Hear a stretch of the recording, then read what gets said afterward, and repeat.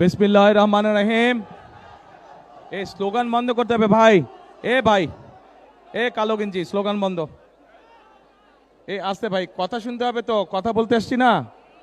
আচ্ছা, কোনটা শুনবেন, আমার বক্তব্য না স্লোগান? হ্যাঁ, কোনটা শুনবেন, বক্তব্য না স্লোগান? তাহলে শান্ত হয়ে বসতে হবে। বিসমিল্লাহির রহমানির রহিম। উপস্থিত আজকের এই নির্বাচনী জনসভায় উপস্থিত ঢাকা ৮ আসনের প্রিয় এলাকাবাসী, উপস্থিত ধানের শীষের প্রার্থী জনাব মির্জা আব্বাস, উপস্থিত আমার দলীয় সহকর্মী এবং নেতৃবৃন্দ, আসসালামু আলাইকুম। কেমন আছেন আপনারা? আলহামদুলিল্লাহ। এখন আমি আপনাদেরকে দেখার পরে, দেশে আসার পরে আলহামদুলিল্লাহ ভালো আছে। এখন প্রিয় ভাই বোনেরা, এই যে আমরা আজকে এখানে একত্রিত হয়েছে, এই যে 2 দিন পরে যে নির্বাচন, এই নির্বাচনকে সামনে রেখে এটা নির্বাচনী জনসভা, সেই জন্য আমরা একত্রিত হয়েছি। এখন এই যে নির্বাচন, এই নির্বাচনে সঠিক মানুষকে আমাদের আজকে বাছাই করতে হবে। যেই মানুষের ভিত্তি, যেই মানুষের জন্ম, যেই মানুষের বেড়ে ওঠা এই ঢাকা ৮ এলাকার মানুষের সাথে, এইরকম ব্যক্তিকে আমাদের নির্বাচিত করতে হবে। কারণ যে মানুষটি সারা জীবন আপনাদের সঙ্গে ছিল, যে মানুষটি এই এলাকার মানুষের দুঃখ কষ্ট সম্পর্কে ধারণা আছে, এই এলাকার মানুষের বিপদ আপদে যেই মানুষটি সারাক্ষণ ছিল, এরকম মানুষ যদি আমরা বাছাই করতে পারি, তাহলে সামনে যদি কোনো সমস্যা হয়, যেই মানুষটি এলাকার সমস্যা সম্পর্কে ওয়াকিফাল আছে, সেই মানুষটিকে আমাদের বাছাই করতে হবে। কারণ এলাকার সমস্যার সমাধান করতে হলে, এলাকার মানুষের দুঃখ কষ্ট গোছাতে হলে বাইরে থেকে কেউ এসে কি করতে পারে? করতে পারে না। ঘরের মানুষকে তো কে চিনে? ঘরের মানুষই চিনে, তাই না? বাইরের মানুষ কখনো ঘরের মানুষকে চেনে না। আরেকটা গুরুত্বপূর্ণ কথা ভাই, এই যে ধানের শীষ, এই যে বিএনপি, নির্বাচনের পরে একটি জনগণের সরকার ইনশাল্লাহ গঠিত হবে। কিন্তু এই মুহূর্তে চিন্তা করে দেখেন তো, এই মুহূর্তে যেই রাজনৈতিক দলগুলো নির্বাচন করছে, তার মধ্যে কোন দলটার দেশ চালানোর অভিজ্ঞতা আছে? দেশ চালানোর অভিজ্ঞতা একমাত্র বিএনপির আছে। এবং শুধু অভিজ্ঞতাই নয় তারেক, শুধু অভিজ্ঞতাই নয়, একই সাথে বিএনপির দেশ এবং দেশের মানুষকে নিয়ে সঠিক কর্ম পরিকল্পনা আছে। দেশ এবং দেশের মানুষের ভাগ্য পরিবর্তনের জন্য কর্মসূচি আছে বিএনপির একমাত্র।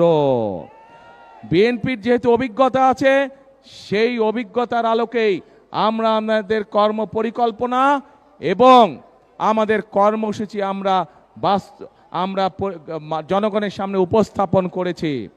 কারণ এই দেশের মানুষের ভাগ্যের সাথে বিএনপির ভাগ্য জড়িত থাকে। এই দেশের মানুষ, দেশ যদি ভালো থাকে তাহলে বিএনপিও ইনশাল্লাহ ভালো থাকে। প্রিয় ভাই বোনেরা, আমরা এই যে সামনে মঞ্চের সামনে বহু মা বোনেরা বসে আছেন, এরকম সারা বাংলাদেশে কোটি কোটি মা বোনেরা আছেন। বাংলাদেশে প্রায় 20 কোটি জনসংখ্যা। এই 20 কোটি জনসংখ্যার অর্ধেক হচ্ছে নারী। আমরা যদি এই নারীদেরকে দেশের উন্নয়নের সাথে, অগ্রযাত্রার সাথে যদি আমরা সম্পৃক্ত না করি, তাহলে কোনোভাবেই যতই পরিকল্পনা করি আমরা বাস্তবায়ন হবে না। এবং সে কারণেই আপনারা দেখেছেন, দেশনেত্রী খালেদা জিয়া যখন এর আগে দেশ পরিচালনার দায়িত্বে ছিলেন, তখন দেশনেত্রী একটি পরিকল্পনা গ্রহণ করেছিলেন এবং আলহামদুলিল্লাহ সেই পরিকল্পনাটি সফল হয়েছিল। কি সেটি? বাংলাদেশের মেয়েদের শিক্ষা ব্যবস্থা ক্লাস 1 থেকে 12 পর্যন্ত দেশনেত্রী ফ্রি করে দিয়েছিলেন। তার ফলে পরবর্তীতে গত 25 বছর ধরে, গত 20 বছর ধরে কোটি কোটি মেয়েরা, দেশের মেয়েরা শিক্ষার আলো পেয়েছে। এখন প্রিয় ভাই বোনেরা, আগামী বিএনপি সরকার, আগামী ধানের শীষের সরকার এই মেয়েদেরকে, যারা এখন মা হয়ে গিয়েছে, যারা এখন গৃহিণী হয়েছে, খেটে খাওয়া মানুষ যারা আছে সমগ্র বাংলাদেশে গ্রামগঞ্জ শহরে, এই মায়েদেরকে, এই গৃহিণীদেরকে স্বাবলম্বী করার জন্য আমরা ফ্যামিলি কার্ড পৌঁছে দিতে চাই সবার কাছে। এই ফ্যামিলি কার্ডের মাধ্যমে আমরা আমাদের মায়েদের কাছে, গৃহিণীদের কাছে আমরা প্রতি মাসে সরকারের পক্ষ থেকে একটি সহায়তা পৌঁছে দিব এবং আমরা বিশ্বাস করি এই সহায়তা আস্তে আস্তে প্রত্যেকটি পরিবারকে, সেটি গ্রামে হোক, দুস্থ পরিবার হোক, সেটি শহরে হোক, যাদের এইটা প্রয়োজন, আস্তে আস্তে এই সহযোগিতার ফলে পরিবারগুলি ধীরে ধীরে স্বাবলম্বী হয়ে উঠবে এবং একটি একটি করে সকল পরিবার স্বাবলম্বী হলে পর্যায়ক্রমিকভাবে বাংলাদেশ স্বাবলম্বী হয়ে উঠবে।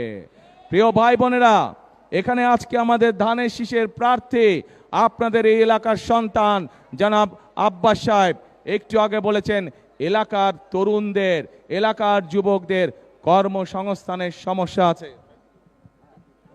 কর্মসংস্থানের সমস্যা আছে। এই সমস্যা শুধু ঢাকা ৮ নয়, এই সমস্যা শুধু ঢাকা মহানগরী নয়, সমগ্র বাংলাদেশে এই সমস্যা এবং এর জন্য আপনাদের প্রিয় দল বিএনপি কর্মসূচি এবং পরিকল্পনা গ্রহণ করেছে। আমরা বাংলাদেশে আগামী ৫ বছর ইনশাআল্লাহ ১ কোটি কর্মসংস্থানের সুযোগ সৃষ্টি করব। ১ কোটি কর্মসংস্থান। আমরা দেশে বিনিয়োগকারীদেরকে উৎসাহিত করব, বিদেশ থেকে বিনিয়োগকারীদেরকে আমরা আমন্ত্রণ জানাবো।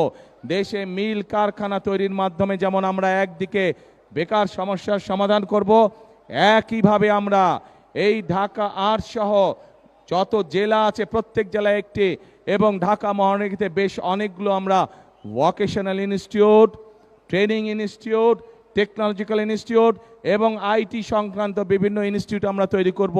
সেখানে আমাদের তরুণ সমাজের ছেলে হোক মেয়ে হোক তাদেরকে আমরা দক্ষ নাগরিক হিসাবে ধীরে ধীরে গড়ে তুলব, যার ফলে তারা দেশেই হোক নিজেদের কর্মসংস্থান তৈরি করে নিবে পারবে, দেশেই হোক তারা নিজেদের বিনিয়োগের মাধ্যমে, ছোট ছোট বিনিয়োগের মাধ্যমে তারা নিজেদের কর্মসংস্থানের ব্যবস্থা করতে সক্ষম হবে।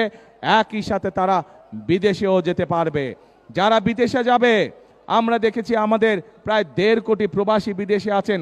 এর মধ্যে অনেক মানুষ বিদেশ যাবার আগে অর্থ সংকটের জন্য তারা নিজেদের বাপ দাদার জমি বিক্রি করতে হয়, কিন্তু আমরা সিদ্ধান্ত গ্রহণ করেছি ইনশাল্লাহ আগামীতে যারা এই দক্ষ মানুষ যারা বিদেশে যাবে, আমাদের তরুণরা যুবকরা যারা বিদেশে যাবে, যারা অর্থ সংকটের কারণে যেতে পারছে না, তাদেরকে আমরা জমি বিক্রি করতে দেব না বাপ দাদার।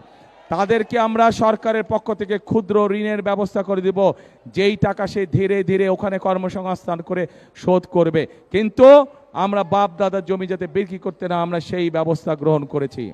প্রিয় ভাই বোনেরা, এখানে আপনারা যারা উপস্থিত আছেন, বহু মানুষ আছেন, তাদের পরিবার আত্মীয় স্বজন অনেকেই গ্রামে বাস করে না? অনেকেই আছেন যারা পরোক্ষ বা প্রত্যক্ষভাবে কৃষি কার্যের সাথে জড়িত। বাংলাদেশের সবচেয়ে বড় পেশা হচ্ছে কৃষি। বহু কৃষক ভাই, কৃষানী বোন আছেন যারা কৃষি কাজের সাথে জড়িত। আমরা সিদ্ধান্ত গ্রহণ করেছি আমরা এই কৃষক ভাইদেরকে, মা বোনদেরকে যেরকম স্বাবলম্বী করার জন্য আমরা ফ্যামিলি কার্ড দিব, এই কৃষক ভাইদেরকে আমরা কৃষি কার্ড দিতে চাই, যার মাধ্যমে আমরা তাদের কাছে সরকারের যে সহযোগিতা ডাইরেক্ট আমরা সেই সহযোগিতা তাদের কাছে পৌঁছতে চাই। শুধু তাই নয় প্রিয় ভাই বোনেরা, আপনাদের আত্মীয় স্বজন পরিবার পরিজন অনেকেই আছেন কৃষক বা কৃষি কাজের সাথে জড়িত। এর ভিতরে যাদের 10,000 টাকা পর্যন্ত কৃষি ঋণ আছে, সেই কৃষি ঋণ ইনশাল্লাহ সুদ সহ আগামী বিএনপি সরকার মওকুফ করবে সারা দেশে। প্রিয় ভাই বোনেরা, বাংলাদেশের মানুষের আর একটি বিরাট সমস্যা আছে, সেটি হচ্ছে স্বাস্থ্য সমস্যা।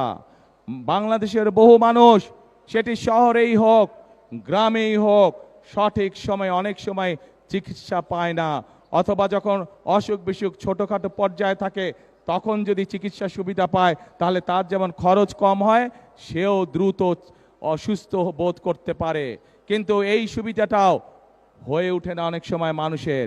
সেই জন্য আমরা সিদ্ধান্ত গ্রহণ করেছি আমরা সারা বাংলাদেশে, শহর হোক গ্রাম হোক, প্রত্যেকটি জায়গায় আমরা সারা বাংলাদেশে 1,00,000 স্বাস্থ্যকর্মী নিয়োগ করতে চাই।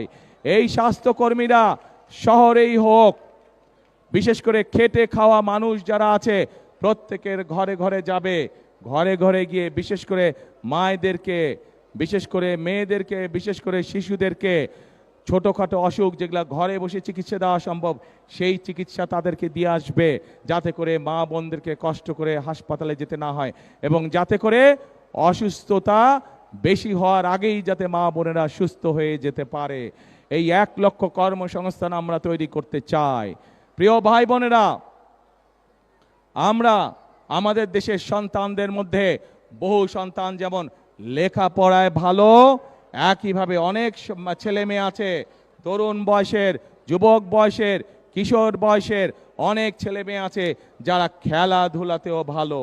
আমরা যেমন দেশে ডাক্তার তৈরি করব, ইঞ্জিনিয়ার তৈরি করব, আর্কিটেক্ট তৈরি করব, উকিল তৈরি করব, আমরা পরিকল্পনা গ্রহণ করেছি আমরা আমাদের সন্তানদের ভিতর থেকে যারা খেলাধুলায় ভালো আমরা তাদেরকে পেশাদার খেলোয়াড় হিসাবে আমরা বের করে আনতে চাই। পেশাদার খেলোয়াড় যদি বের করে আনতে পারে, একদিকে যেরকম তাদের কর্মসংস্থানের ব্যবস্থা হবে, একইভাবে তারা দেশের জন্য সুনাম বয়ে আনতে পারবে। প্রিয় ভাই বোনেরা, আমরা আরেকটি পরিকল্পনা গ্রহণ করেছি, সেটি হচ্ছে আমাদের এই সমাজে এক শ্রেণীর মানুষ আছেন যারা আমাদের জন্ম থেকে মৃত্যু পর্যন্ত প্রত্যেকটি বাঁকে বাঁকে যারা থাকেন আমাদের সাথে, বিভিন্ন সময় যারা আমাদেরকে গুরুত্বপূর্ণ পরামর্শ দিয়ে থাকেন। তারা কারা? তারা আমাদের বিভিন্ন মসজিদ মাদ্রাসার ইমাম সাহেব, খতিব সাহেব, মুয়াজ্জিম সাহেবরা সহ অন্যান্য ধর্মগুরু যারা আছেন তারা। এই মানুষগুলাও কিন্তু সমাজের অন্যান্য মানুষের মতন, এই মানুষগুলোর অধিকাংশ মানুষ অত্যন্ত কষ্টে দিনপাত করেন। আমরা সিদ্ধান্ত গ্রহণ করেছি 12 তারিখে ধানের শীষ জয়যুক্ত হলে 13 তারিখে ইনশাল্লাহ ধানের শীষ সরকার গঠন করলে এই মানুষগুলোকে আমরা সরকারের পক্ষ থেকে একটি সম্মানের ব্যবস্থা করব। এখন প্রিয় ভাই বোনেরা, আমি আমার বক্তব্যে সংক্ষেপে আপনাদের সামনে দেশ এবং জাতির জন্য অভিজ্ঞতার আলোকে বিএনপি, আপনাদের জনপ্রিয় দল বিএনপি কি পরিকল্পনা গ্রহণ করেছে সেগুলো আমি আপনাদের সামনে তুলে ধরলাম। প্রিয় ভাই বোনেরা, আমাদেরকে যদি এই পরিকল্পনাগুলো বাস্তবায়ন করতে হয় তার আগে আমাদেরকে দুটি কাজ অবশ্যই করতে হবে এবং আমরা আমাদের দলের মধ্যে সিদ্ধান্ত নিয়েছি যে ইনশাল্লাহ আল্লাহর রহমতে আপনাদের ভোটের মাধ্যমে আল্লাহর রহমতে সরকার গঠনে আমরা সক্ষম হলে পরে সবচেয়ে প্রথম যেই কাজটি করব সেটি হচ্ছে এই ঢাকা ৮ সহ ঢাকা মহানগরী সহ সমগ্র বাংলাদেশে আমাদেরকে যে কোনো মূল্যে আইন শৃঙ্খলা কঠোর হস্তে নিয়ন্ত্রণ করতে চাই।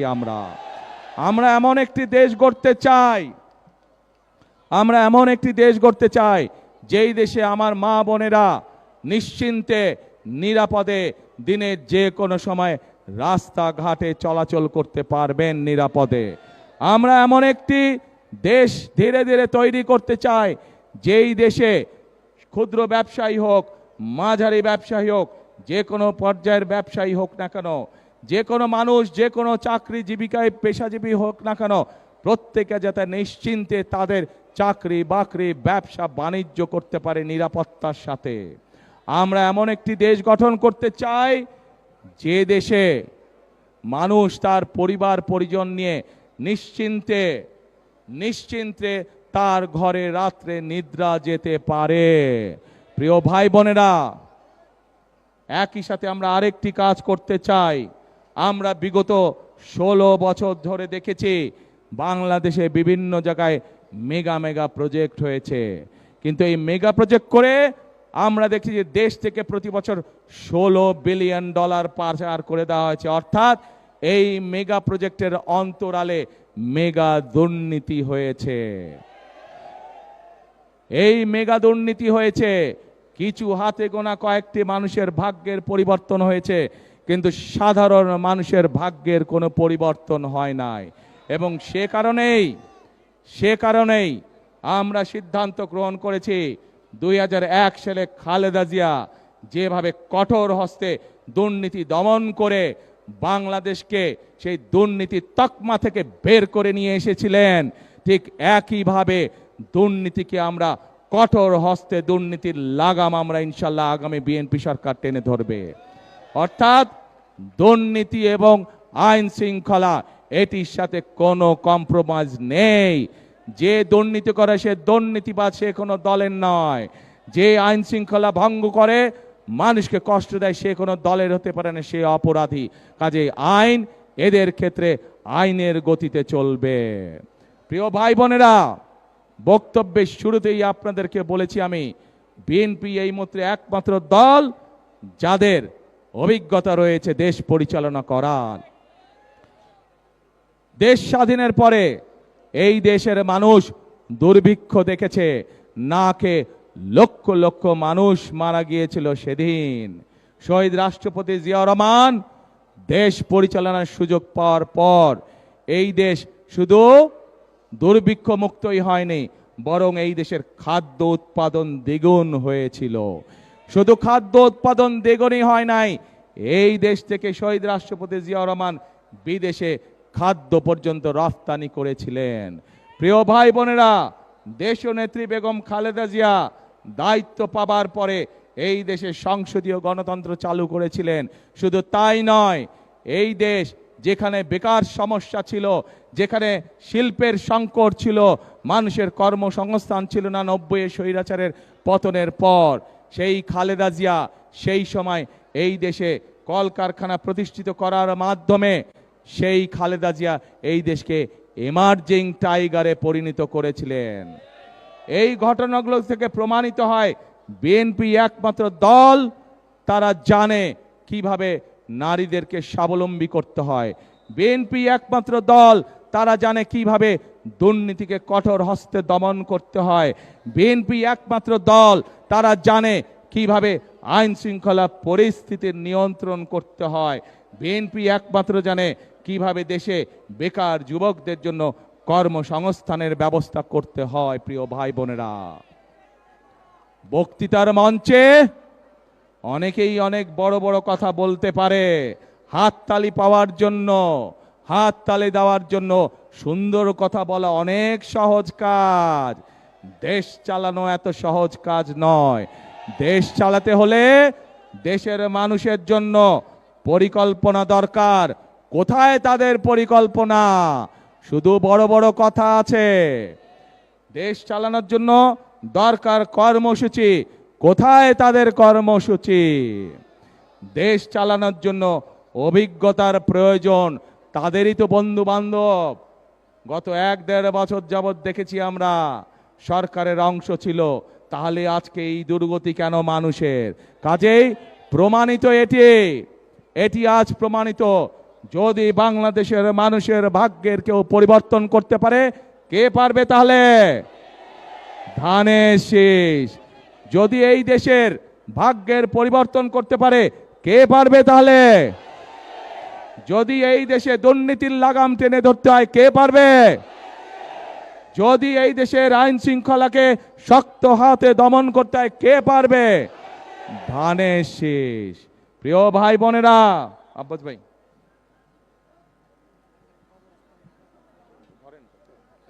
আজকে আমি এই এলাকার সন্তান, আপনাদেরই সন্তান। যে মানুষটির জন্ম এই এলাকায়, যে মানুষটির বেড়ে ওঠা এই এলাকায়, যে মানুষটি সকল সময় সকল পরিস্থিতিতে এলাকার মানুষের পাশে ছিলেন, সেই মানুষই মির্জা আব্বাস সাহেবকে আমি আনুষ্ঠানিকভাবে আজ ধানের শীষ তুলে দিচ্ছি। প্রিয় ভাই বোনেরা, এই মানুষটি অতীতে সারা জীবন যেমন আপনাদের পাশে ছিলেন, 12 তারিখ পর্যন্ত তার পাশে আপনারা থাকবেন। 12 তারিখে আপনারা তাকে ইনশাল্লাহ জিতিয়ে নিয়ে আসবেন। 13 তারিখ থেকে এই মানুষটি সারা জীবন শেষ দিন পর্যন্ত আপনাদের পাশে থাকবে, এলাকার মানুষের পাশে থাকবে ইনশাল্লাহ। প্রিয় ভাই বোনেরা, এখানে আমাদের ধানের শীষের দাঁড়া ভাই, স্লোগান না স্লোগান, এই এই কালো গেঞ্জি বড় ডিস্টার্ব করে ভাই, আস্তে কথা শেষ করে আগে কথা শোনো। প্রিয় ভাই বোনেরা, এখানে ধানের শীষের প্রার্থী আব্বাস সাহেব কয়েকটি কথা বলেছেন, খেলার মাঠের কথা বলেছেন।